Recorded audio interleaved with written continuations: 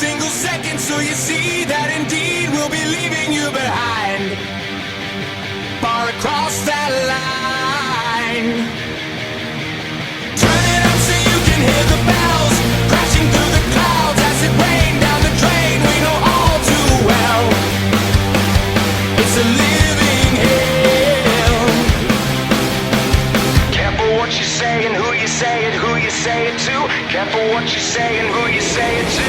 Maybe you talk too much and you're asking for.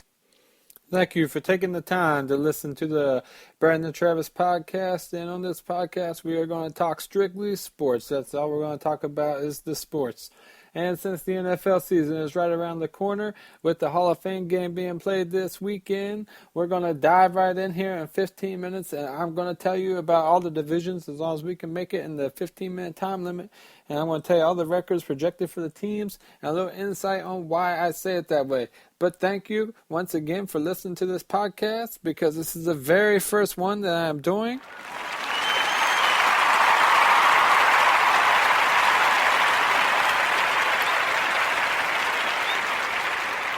So, like I said, thank you again for listening, and let's get right into it here with the NFC East. The NFC East, according to SportsInsights.com, the NFC East favorite to win is the Dallas Cowboys. And right here, I'm going to agree with SportsInsights.com and say that I have the Cowboys winning the NFC East also. The NFC East has been a division in the last couple of years that you really haven't known who was going to win it. But let me tell you why I said the Dallas Cowboys are going to win it. Here's why. Tony Romo, Ezekiel Elliott, Jalen Smith, Jason Witten, and then you got a little bit of Derek McFadden who can jump in there and be a third back down maybe for Zeke to get a breather, or you leave Zeke in there, throw McFadden in there somehow. I think McFadden will finally find his groove again, and the running back combination of Ezekiel Elliott and Darren McFadden will help the Cowboys succeed, and I think you'll see the Cowboys as a lot more of a running offense. Tony Romo won't have to pass the ball near as much. I believe that Romo, if he stays healthy, and he gets so much hate in the league, but I believe that Tony Romo will go down as one of the elite quarterbacks in the NFL. You can't lie about the guy's stats. And Dez Bryant, that's the ace up the sleeve. Dez Bryant stays healthy. He's the wideout that Romo's going to look to. You got Ezekiel Elliott in the backfield. You got Ronaldo McCain in the McCain in the linebacker position. This team has talent all the way around. Don't forget Jalen Smith, another linebacker. You got McCain, Jalen Smith. I think the Cowboys will do it.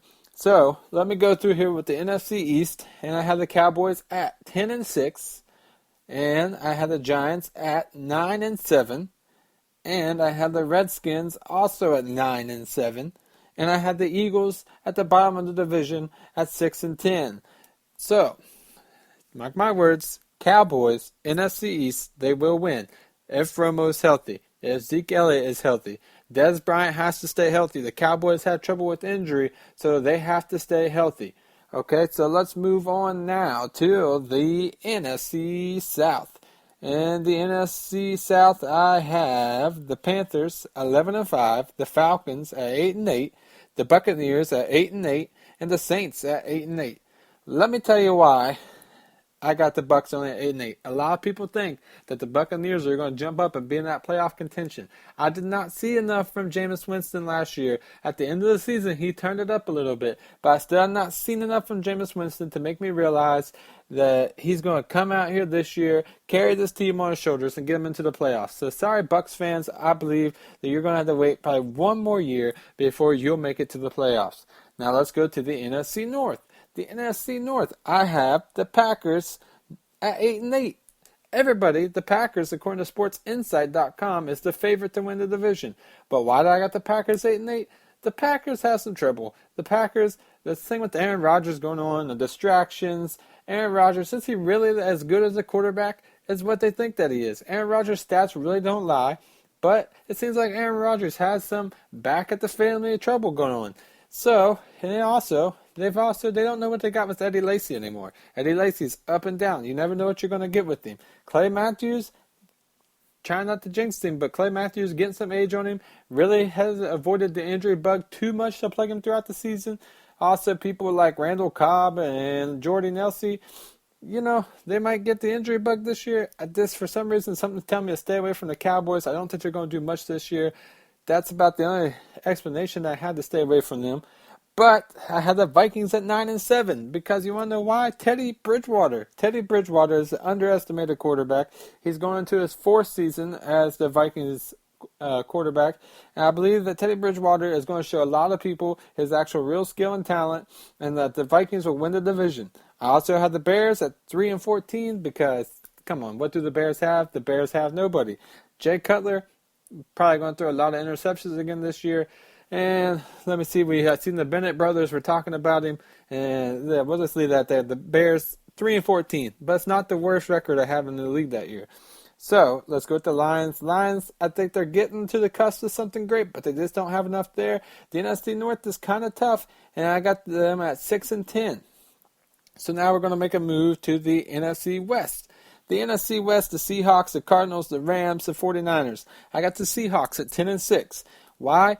I think they'll make the playoffs. Why? Because they have Russell Wilson. Why? Because they still have a good defense. Now let's go to the Cardinals. The Cardinals at 11-3 is where I got the Cardinals. Key thing here, Cardinals, you seen them last year. Great team, fell apart in the playoffs. Carson Palmer, get it together, man. You need a ring. You deserve a ring. You are one of the great quarterbacks in the NFL. You can lead the offense almost as good as Tom Brady. So, let's see. I'm going to get tore up on that one, comparing Carson Palmer to Tom Brady. But Carson Palmer is a great quarterback. Got a bad rap when he left Cincinnati. But I believe the Cardinals will finish out the season 11-5 and win the NFC West. The Rams, just not quite there yet. I got the Rams at 7-9. I got the 49ers at 5-11. So, that's what we have. And I'm not going to pick a champion yet. I'll do that on a different podcast. But that's what I have for the NFC right now. So, let's move on over to the AFC East. In the AFC East, I had the Pats at 10-6. The Jets at 9-7. The Jets got Ryan Fitzpatrick back. But sometimes I would like to think maybe they'd be better off with Geno Smith. I don't know. Fitzpatrick, he is a choker. We've seen that last year. I don't know. He didn't want to sign a contract. Fitzpatrick really don't even want to be there, in my opinion. So I don't even know why the Jets wanted him when he didn't want to play for the Jets. Why the Jets kept pushing for him. But I guess they think that he's a better option than Geno Smith. But we'll see.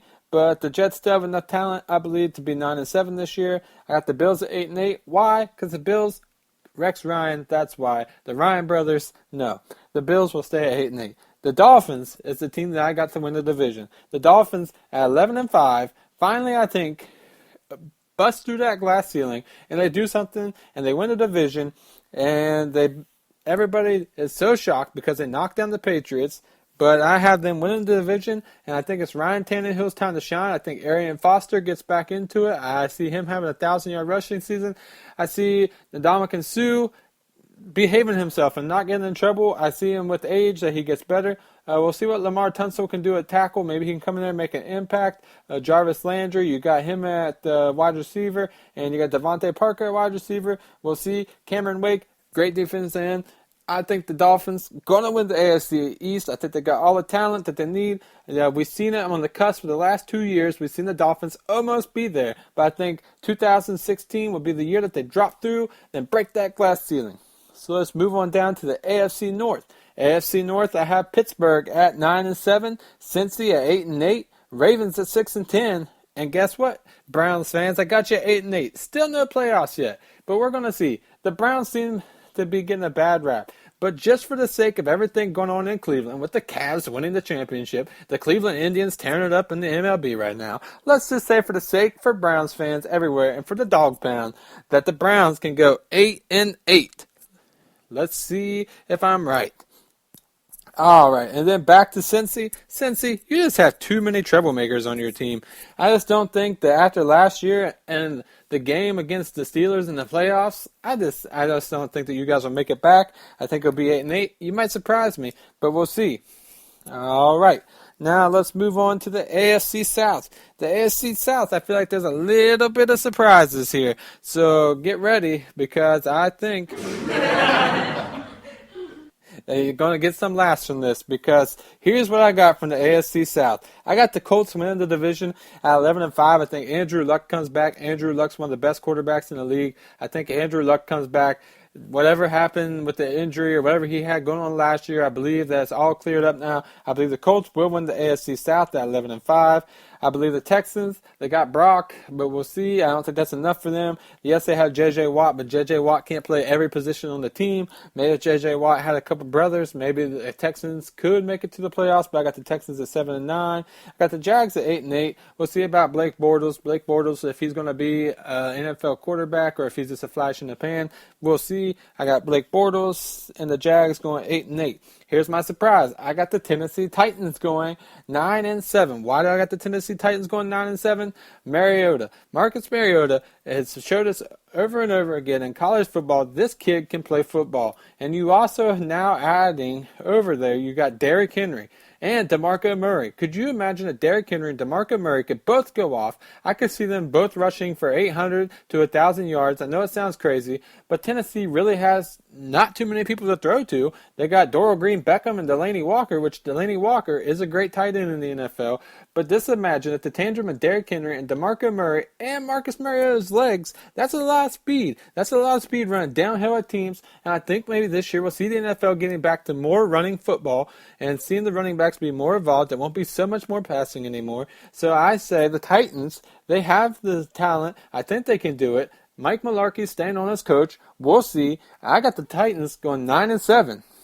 Now, let's move off onto the final division, the AFC West. The AFC West, I have the Kansas City Chiefs going 8-8. Why did I got the Chiefs going 8-8? Andy Reid. Andy Reid, you're not that good of a coach. Andy Reid, I don't think you're ever going to take the Chiefs to the playoffs. Andy Reid, I think you need to hang it up. I think your time in the NFL is done. You can't keep up. Yes, you're great at getting teams at the 9-7 mark, the 8-8 mark, but you never have brought a team up over the top of the mountain. Andy Reid, I think it's time that you just disappear, give the Chiefs to someone else, and that's what my opinion is with the Chiefs. Now the Raiders, I got them doing good this year. Derek Carr, I think he's going to be great. I like Derek Carr, and I got Derek Carr going with the Raiders 9-7 this year.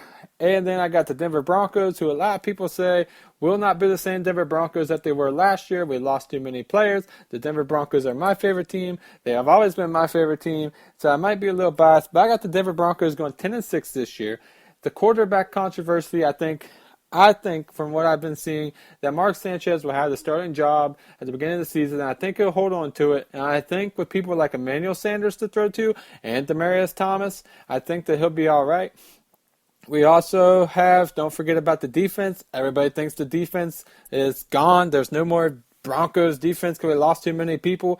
Well, here's the thing. The Broncos still re-signed Von Miller. They still have Aqib Talib. They still have people like Chris Harris Jr. and TJ Ward and Derek Wolfe and Shane Ray and Bradley Roby. I could just go on and on. I think the Broncos defense will still hold up. I think the Broncos might not win games very pretty, but I believe they'll still win. And I think I got them at 10-6. And this is time for the worst team that I have all year, and it's going to be the Chargers. Yes, the Chargers. The San Diego Chargers have not done much in the last couple of years, and I don't expect to see them do anything. There's no major changes with that team. The AFC West is a strong division now with the Chiefs, the Raiders, and the Broncos, and they just all keep getting better. But the Chargers, I don't think so. Phillip Rivers, do yourself a favor, get a trade and get out of there. San Diego's going nowhere. San Diego, I have at 2-14 in the AFC West. Also, let me go through here. I think I hit everything we want to talk about. Thank you guys for listening. I got a short amount of time to get this information in. I hope to do these at least once a week. Hopefully I'll hit it up again next Wednesday and post another one. So if you would like to check it out, I'm going to post this to my YouTube page. And like I said, if you want to comment, whatever on there, so I appreciate it. I'm also probably going to share it on my Twitter page. So thank you for taking the time and listening. And yep, that's about it. Thank you. Can